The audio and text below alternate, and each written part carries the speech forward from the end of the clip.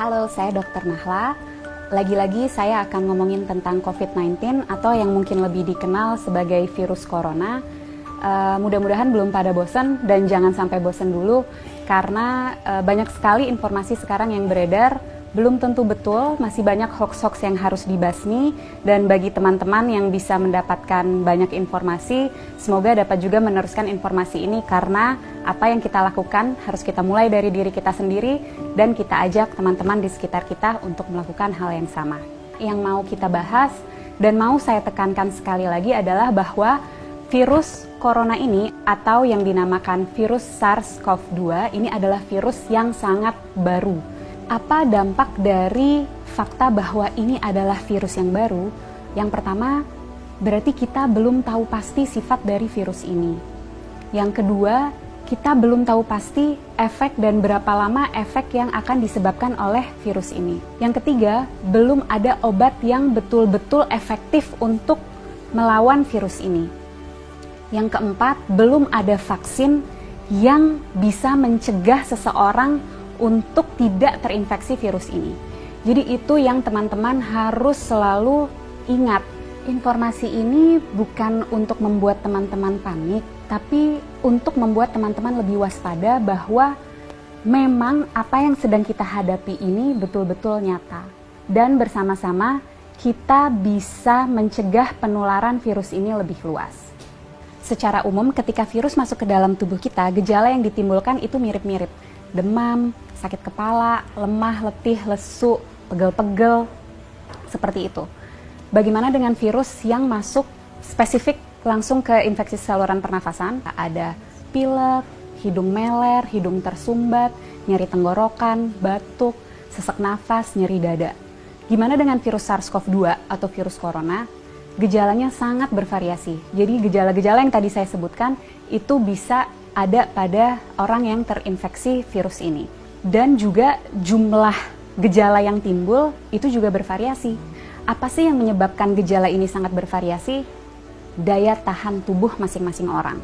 Jadi kalau kita nih yang sebagai anak muda, sehat, nggak ada penyakit, daya tahan tubuhnya baik, kemungkinan gejala yang kita alami ketika kita terinfeksi virus ini sangat ringan atau bahkan sama sekali tidak ada gejalanya. Sekali lagi saya tekankan, orang dengan daya tahan tubuh yang baik itu bisa tidak ada gejalanya walaupun virusnya sudah ada di dalam tubuh kita. Dan orang dengan daya tahan tubuh yang baik, dia mampu menyembuhkan dirinya sendiri karena pada dasarnya virus itu memang self-limited disease. Jadi daya tahan tubuh kita sendiri bisa membasmi virus itu. Bagaimana dengan orang-orang dengan daya tahan tubuh rendah? Tentunya akan dapat mengalami gejala yang lebih berat, bisa sampai sesak nafas, bahkan bisa sampai menyebabkan kematian. Siapa saja sih orang-orang yang kita tahu daya tahan tubuhnya rendah? Yang pertama, orang tua yang usianya di atas 60 tahun. Yang kedua, orang-orang dengan penyakit penyerta. Penyakit penyerta itu apa? Jadi penyakit yang biasanya lagi-lagi ada di orang tua, seperti kencing manis, darah tinggi, sakit jantung, sakit ginjal, sakit paru, sakit liver, kanker, dan lain-lain. Nah, orang-orang inilah yang akan sangat menderita ketika dia terinfeksi oleh virus SARS-CoV-2 atau virus corona ini.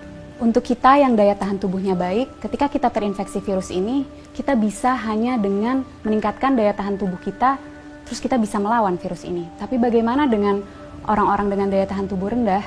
Itu yang harus kita pikirkan. Itu yang harus kita cegah supaya mereka tidak tertular virus ini. Jadi, apa yang bisa kita lakukan untuk membantu mereka-mereka yang daya tahan tubuhnya rendah? Dengan cara jaga jarak, hindari keramaian, dan di rumah aja. Kenapa? Karena virus ini yang paling kita takutkan dan sudah kita tahu dari virus ini adalah penyebarannya yang sangat amat cepat dan lebih mudah dan lebih cepat di tempat-tempat keramaian. Tapi lagi-lagi jangan panik. Bukan berarti kalau teman-teman yang masih muda dan sehat ini merasa, oh saya ada gejala-gejala COVID-19 nih, ada demam-demam yang sumeng-sumeng, demam rendah, nyeri tenggorokan, sedikit pilek, sedikit batuk, terus harus langsung ke rumah sakit. Bukan itu maksud saya. Bukan berarti Kalau teman-teman ada gejala itu, harus segera ke rumah sakit. Apa yang harus kita lakukan? Ketika mengalami gejala itu, lagi-lagi di rumah aja, tingkatin daya tahan tubuh dari rumah. Dengan cara apa? Istirahat yang cukup, tidur malam yang cukup, 7-9 jam, makan makanan bergizi, minum air yang banyak, kalau bisa lakukan olahraga atau aktivitas ringan di rumah.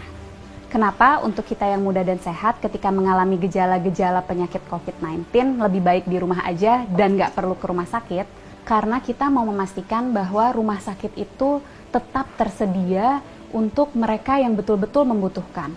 Orang tua, orang dengan daya tahan tubuh yang rendah, dan orang-orang muda yang mengalami gejala berat seperti sesak nafas.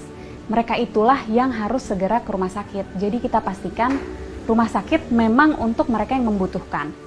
Kalau kita bisa di rumah aja. Bagaimana dengan kita yang tidak ada gejala? Sebaiknya tetap jaga jarak, hindari keramaian, dan di rumah aja. Kenapa? Karena seperti yang tadi sudah sempat saya jelaskan, orang dengan daya tahan tubuh baik bisa jadi tidak menimbulkan gejala apapun. Jadi kalau dari luar dia terlihat sehat, belum tentu tidak ada virus itu di dalam tubuhnya. Dan orang-orang tanpa gejala ini tetap bisa menularkan ke orang lain. Melalui apa? Misalnya, kita lagi ngobrol-ngobrol sambil makan, dia tersedak, batuk, virusnya banyak di situ. Atau lagi di mobil bareng, AC-nya kenceng banget, kedinginan, dia bersin, virusnya ada di situ. Penting untuk kita jaga jarak. Jaga jarak 1 meter untuk memastikan droplet yang keluar melalui batuk ataupun bersin tidak terkena pada kita. Penting sekali untuk kita untuk selalu cuci tangan dengan cara yang benar dan sering-sering untuk memastikan jika secara tidak sengaja kita menyentuh droplet itu, kita bisa membersihkannya. Dan yang juga penting, jangan menyentuh wajah dengan tangan kita yang belum bersih. Kenapa? Karena virus akan lebih cepat menyebar, lebih cepat masuk melalui mukosa mata, hidung, dan mulut. Penting untuk kita menghindari keramaian untuk memutus rantai penularan ini. Penting untuk kita di rumah aja supaya kita bisa terus meningkatkan daya tahan tubuh kita untuk dapat melawan virus ini.